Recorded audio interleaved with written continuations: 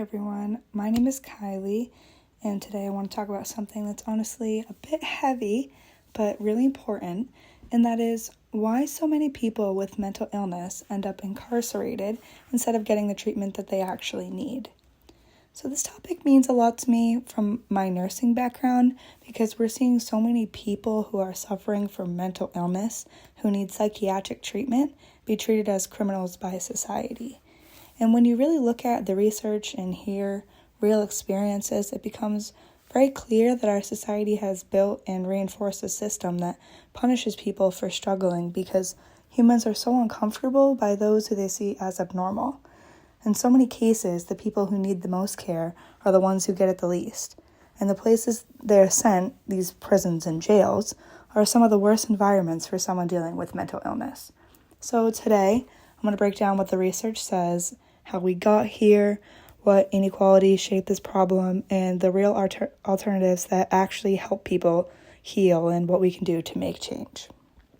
So to start, let's talk about the actual prevalence of mental illness inside prisons to give us an idea of how big the problem really is.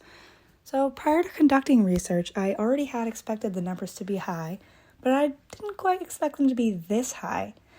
A review by Gomez Figueroa and Camino Peruano from 2022 pulled together findings from 16 studies across different countries, and every single one showed the same pattern.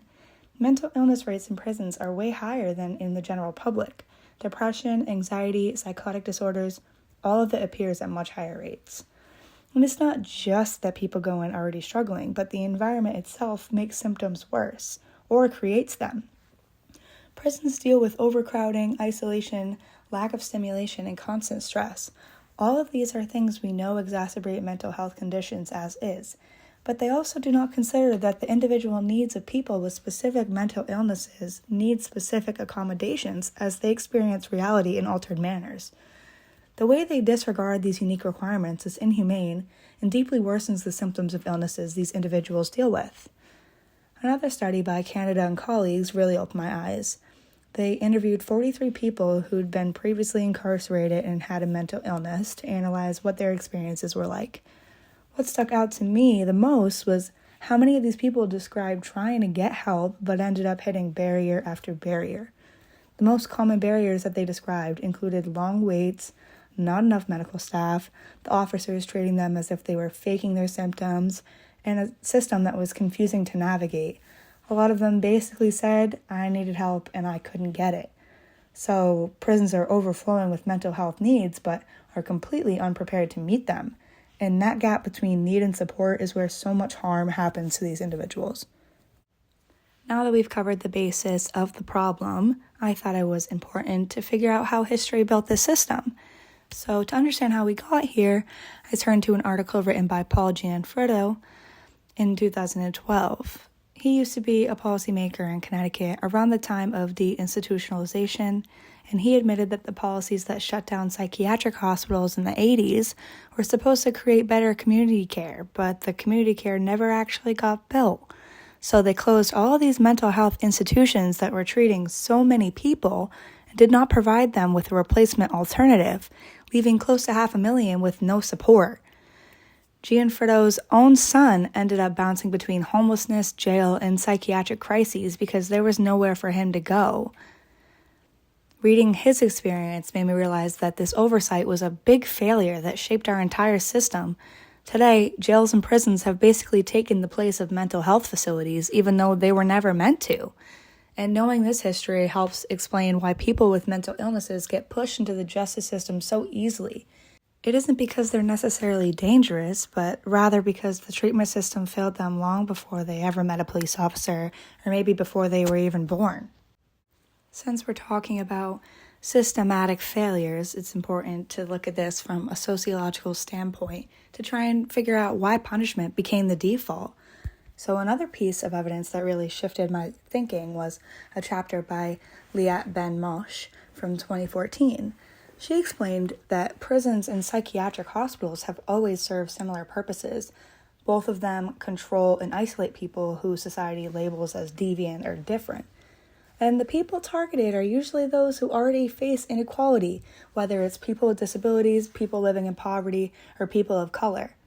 one thing that she argued is that reform often focuses on making prisons less bad or more humane, instead of questioning why confinement is the answer in the first place. That idea in particular stuck with me because it helped me see that the problem isn't just that prisons lack treatment, it's that the entire model of prisons relies on confinement instead of compassion and rehabilitation. So this chapter made me think about how quickly society turns to punishment when it comes to mental illness, instead of asking, what does this person need? I did my mental health nursing clinical at Worcester Recovery Center, and I talked to new patients every single day that I was there, and all of them, for the most part, were there for some sort of criminal offense. But talking to them, you realize that now that they're actually getting treatment for their psychiatric disabilities that made them not competent to stand trial, they're performing a lot better in society, and you can see the clear disabilities that are existing there that cause them to commit these crimes. Without considering how people perceive reality is different before we punish them, we're never going to see a fix to the crime that is in society. You're not rehabbing the behaviors that caused these crimes to persist, but just fitting everyone under this umbrella of punishment instead of teaching them why what they did was wrong and getting them the help that they need. And I think it's also important, looking at this from a sociological aspect, to consider that the point I made in the introduction, that a lot of this punishment comes from society having this deep-rooted sense of normalcy, and us defining what normalcy is means when we see someone different, we fear them. There's a huge stigma around mental illness in society because people fear what they can't understand. Schizophrenia is a huge one in regards to that. People are so fearful of the idea that other people see things that they don't or hear things that they don't because they don't understand it. But in my training that I've done with schizophrenia specifically, I've learned so much about that. Even some people with schizophrenia who hear voices and see things, they think of it as an enhancement to their life, and it's not causing them any physical harm. They're able to take these experiences that are unique to them and make them a positive thing in their lives. But people fear that so deeply because it's not what we think of as normal. And that goes for so many topics outside of mental health, but specifically when we're talking about this, it makes us so quickly to be comfortable putting people with mental illness in prison as long as they're away from us, and it is a horrible, horrible stigma that is held. So then let's think about who gets help and who gets punished, because not everyone with a mental illness is treated the same. A study by Ranick from this year looked at national data and found that race and gender completely change whether someone gets medicalized or criminalized. They found that Black and Hispanic men with mental illnesses were the most likely to be arrested or incarcerated, whereas white women with mental illnesses were the most likely to be referred to treatment. So when you look at who ends up in prison instead of a clinic, you see patterns shaped by racism and sexism, not just health needs. This tells us that our responses aren't just about mental illness, they're also about who society views as deserving of care versus who is seen as a threat.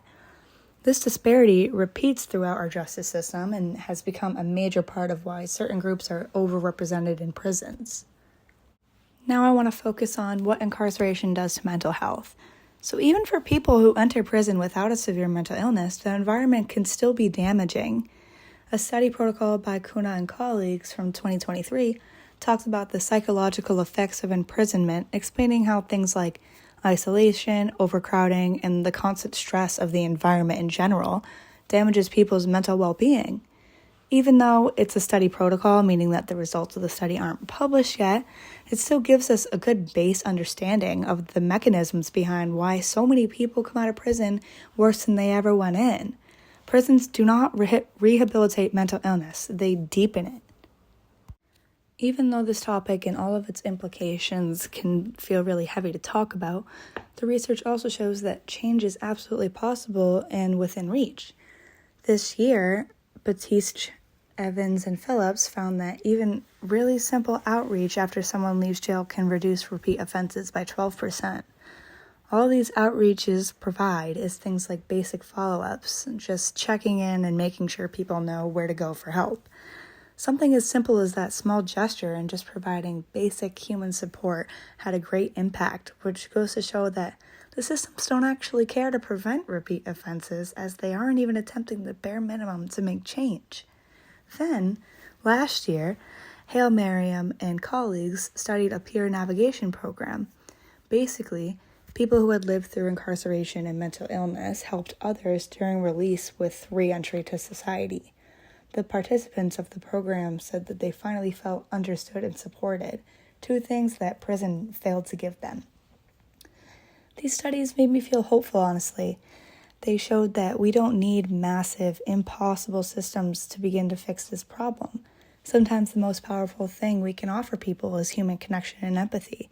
And if we started at this base level of reform, maybe it would work its way up the ladder to start to alleviate some of those root systemic problems that result in the mass incarceration of mentally ill individuals in the first place. The problem with achieving this is the majority of prisons in our country are private and have a huge profit margin. The United States in general has a massive obsession with money and making it even at the expense of its people. Why would they ever want to implement new reform measures that prevent repeat offenses when they want the system to continue to keep you in it? They're only profiting when there's a steady influx of individuals into these prisons. This is also why they don't want to put a bunch of money into reforming them, because they only care about that money staying in their pockets. Even though these prisons themselves likely won't implement these changes, though, does not mean that we, the community, cannot implement them ourselves and work towards making that change on our own. So, when we ask why people with mental illnesses end up incarcerated instead of treated, there's no simple answer. It's history, it's inequality, it's stigma, it's a system built around control rather than care. It's a society where people fear difference and see any form of difference as something that needs to be fixed. But the part I want to leave you all with is that people heal in community, not in cages. And the more we create systems that offer support instead of punishment, the more lives we can change.